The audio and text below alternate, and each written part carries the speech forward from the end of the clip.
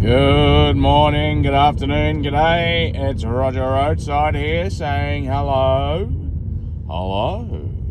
Well, thank you for jumping on by the little channel here. Look, it's just a simple question today, and it is a question, okay?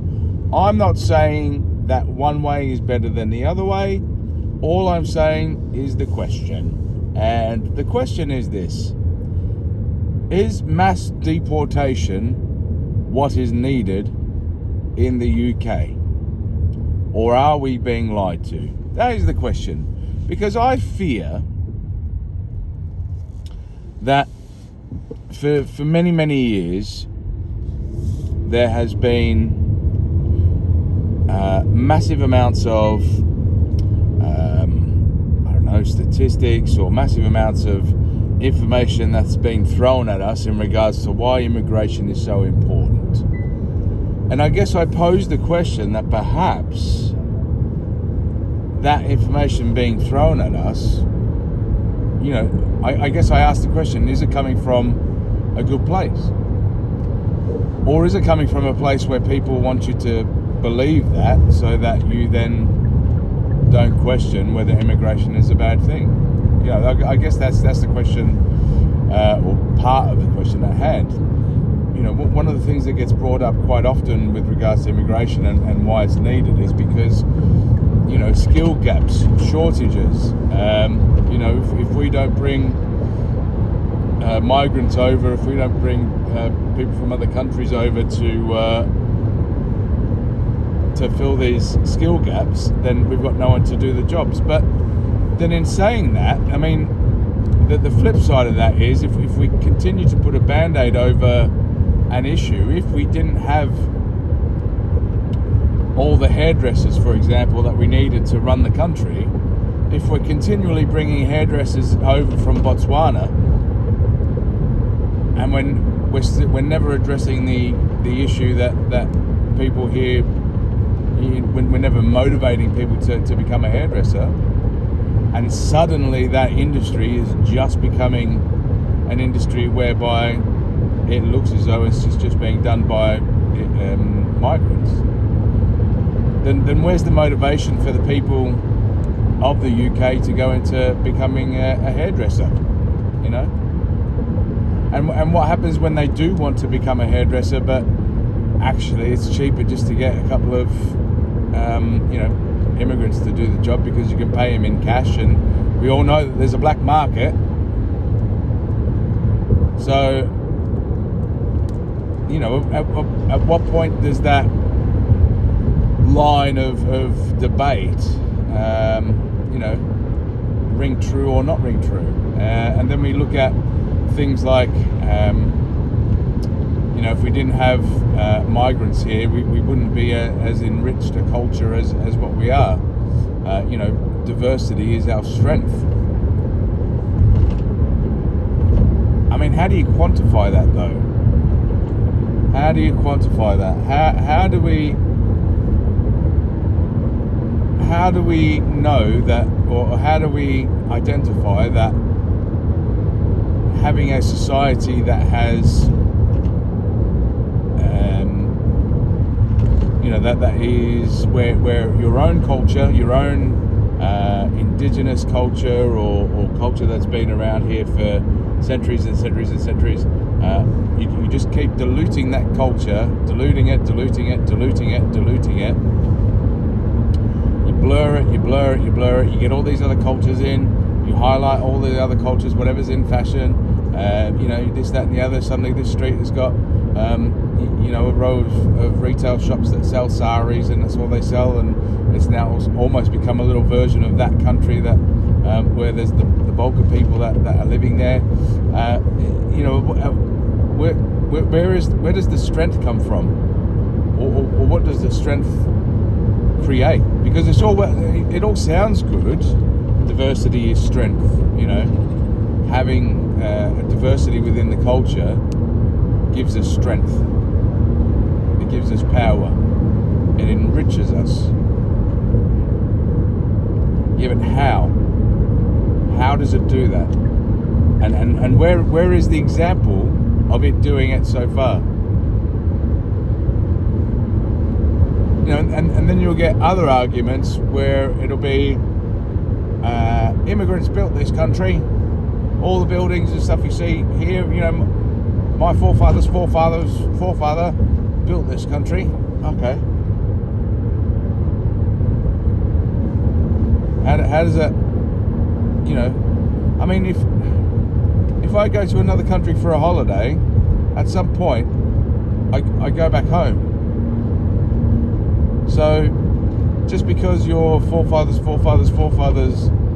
built a building, does that then enable you or give you the right to, you know, stay within that country? It's, you know, I'm just posing the question. I don't know if I subscribe to that or not. I'm just posing the question. Like, they seem to be the three main things that people bring up when it comes to immigration. The fact that we need immigrants to fill gaps in the skills market. We need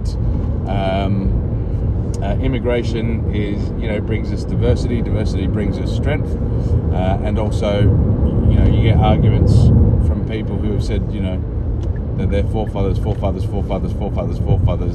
know, built a building here.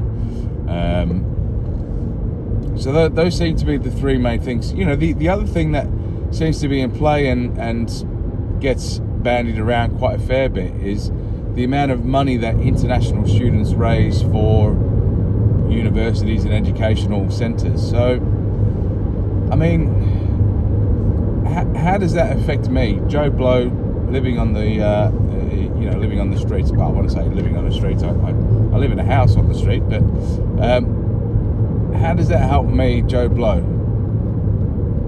So, by opening up your doors to as many or as much international students as possible, it brings in revenue to the country. Okay, great.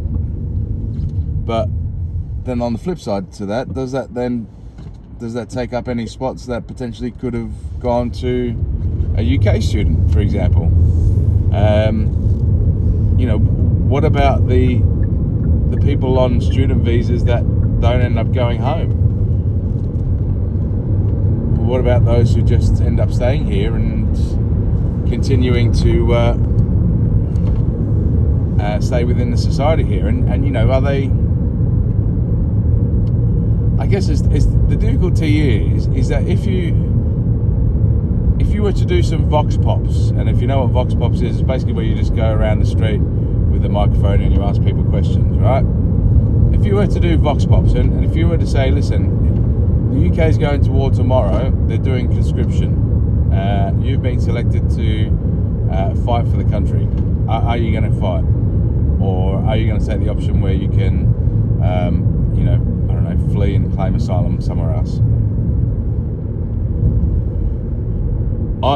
I've got a feeling, got a bit of an inkling, this is going to be one of those days.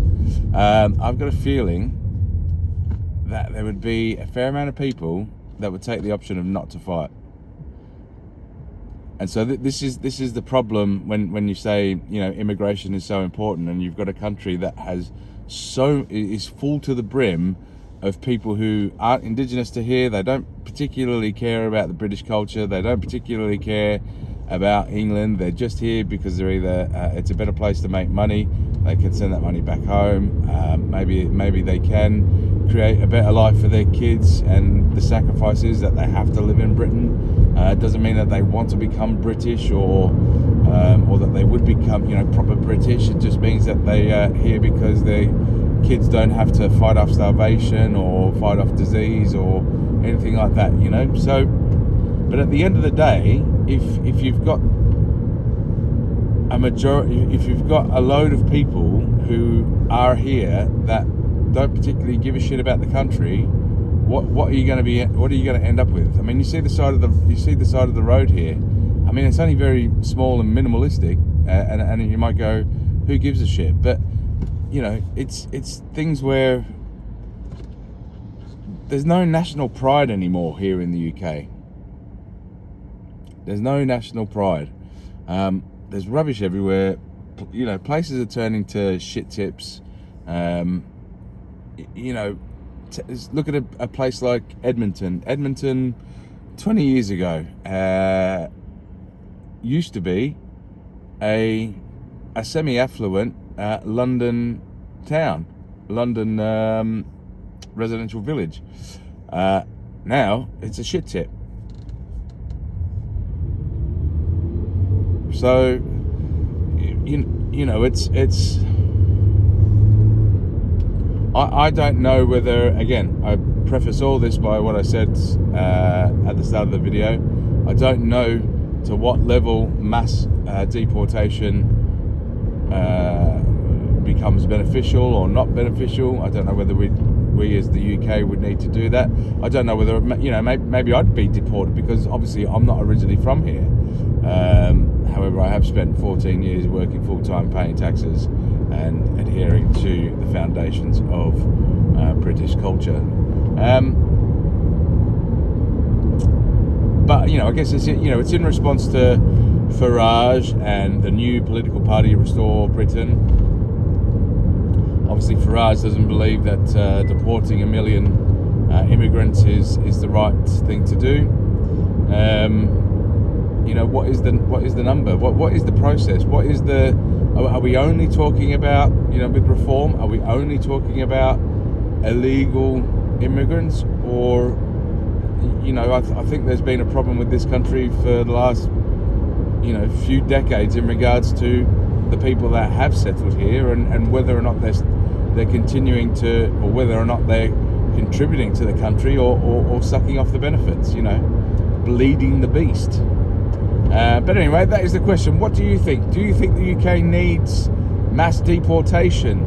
Do you think it needs to have 1 million people show on the door and said, thank you very much for coming in. We really appreciate it. It's been great, but can you please go back home? You know, is that what is needed? Get your thoughts down below. Make sure you subscribe to the channel. Make sure you like the video and pass it on. This is Roger Roadside saying ciao for now, and be good to your mum. Right, bye.